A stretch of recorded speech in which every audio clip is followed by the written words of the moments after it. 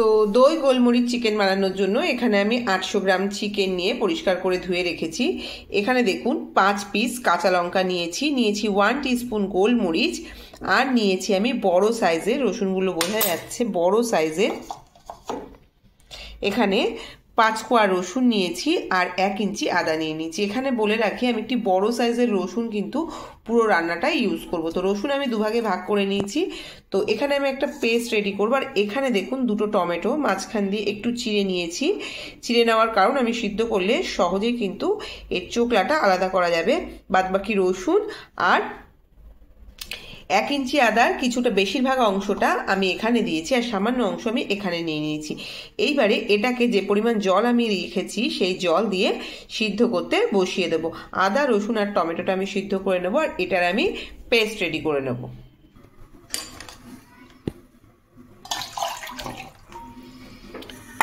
এটা সিদ্ধ হতে বসিয়ে দিলাম।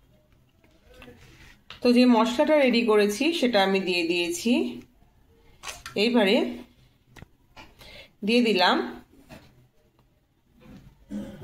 2 টেবিল স্পুন টক দই, পরিমাণ মতো লবণ, হলুদ গুঁড়ো, আর দিয়ে দেব ঝাল লঙ্কার গুঁড়ো। এইবারে চিকেনটাকে ভালোভাবে হাতের সাহায্যে মেখে নিয়ে আমি এটা আধ ঘন্টার জন্য ঢাকা দিয়ে রেখে দেব।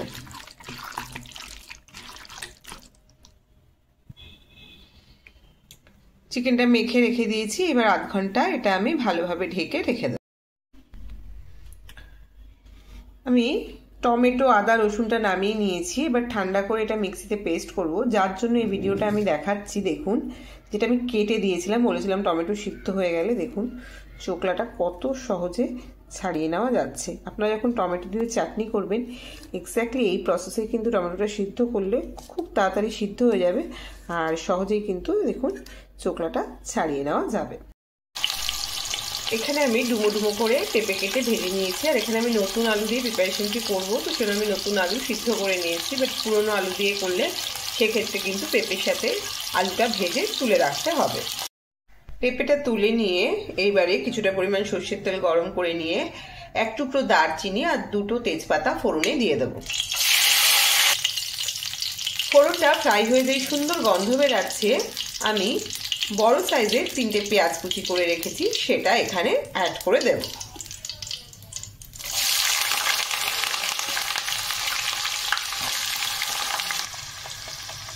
উপর দিয়ে সামান্য লবণ দিয়ে দেবো যাতে পেঁয়াজটা তাড়াতাড়ি সিদ্ধ হয়ে যায়। এইবারে মিডিয়াম হিটে রেখে পেঁয়াজটাকে আমি একটু ফ্রাই করে নেব।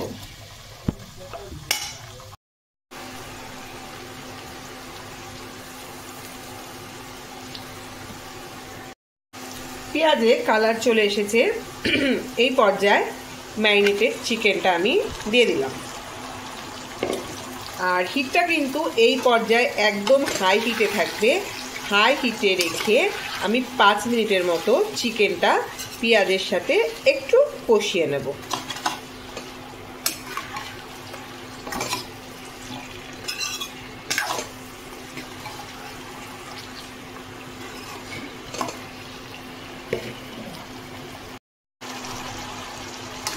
পাঁচ মিনিট হাই হিটে চিকেনটাকে আমি পেঁয়াজের সাথে একটু কষিয়ে নিয়েছি। দেখুন পেঁয়াজ থেকে কিন্তু জলটা ছেড়ে দিয়েছে, পেঁয়াজ আর চিকেন থেকে জলটা বেরিয়ে এসছে। এই পর্যায়ে আমি যে টমেটো আদা রসুনের পেস্টটা রেডি করে রেখেছি সেটা দিয়ে দিলাম।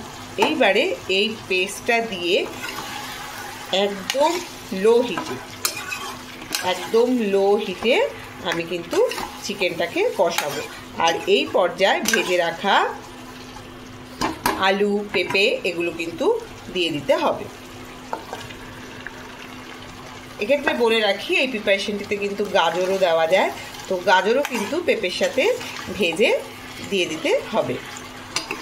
এইবারে একদম লো হিটে ঢাকা দিয়ে 15 মিনিটের মতো আমি চিকেনটাকে কষিয়ে নেব।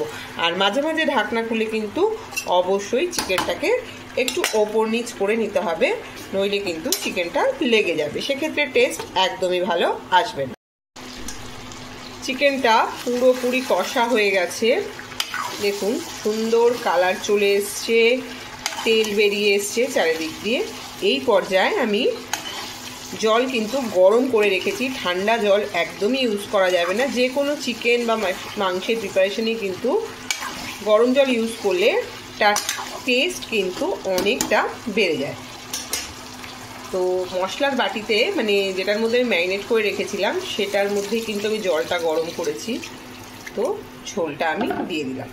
এইবারে হাই হিটে রাখবো। যখন গ্রেভিটা ফুটে উঠবে তখন হিটটা লো টু মিডিয়ামে রেখে ঢাকা দিয়ে যতক্ষণ না সমস্ত কিছু প্রপার সিদ্ধ হয়ে যাচ্ছে ততক্ষণ এটা আমি রান্না করে নেব।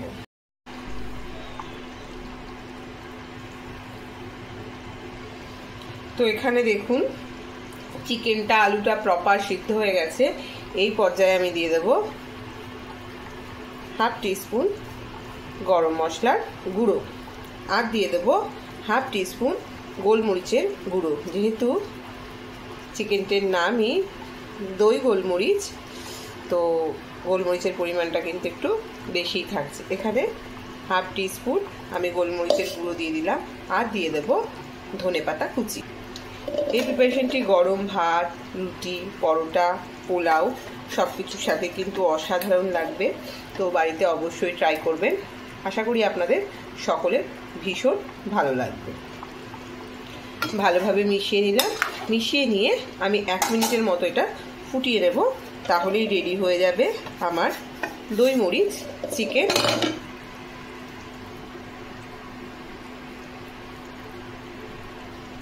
এই পর্যায়ে হিটটা আমি বন্ধ করে দেব।